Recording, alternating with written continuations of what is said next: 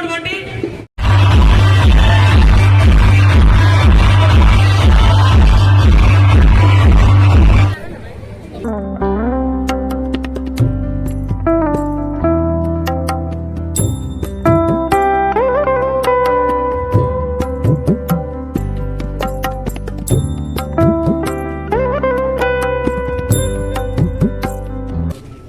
ఎంతటి కష్టమైన తీర్చేటువంటి అమ్మ శక్తి అమ్మ దగ్గర ఉంది.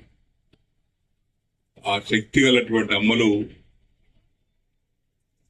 మీరందరూ కూడా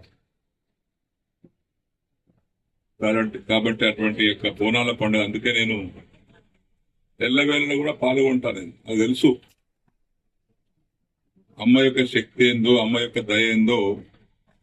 మన మనస్ఫూర్తిగా నిండు మనసుతో ఆమెను కొలుచుకుంటే, ప్రార్థిస్తే తప్పనిసరిగా మనకు అన్ని విధాలుగా ఆమె ఆశీర్వదిస్తుంది. అలాంటి పండుగ సందర్భంలో అందరం కలిసి చాలా సంతోషం. అమ్మవారి దయ అనుగ్రహం కొరతే మనం ఇవన్నీ చేసేది. శాంతి, సామరస్యం, సుఖం, సంతోషం, వర్షాలు, పంటలు, ఇవన్నీ ఆషాఢ మాసంలో జూన్ మాసంలోనే ఈ పండుగ వస్తుంది.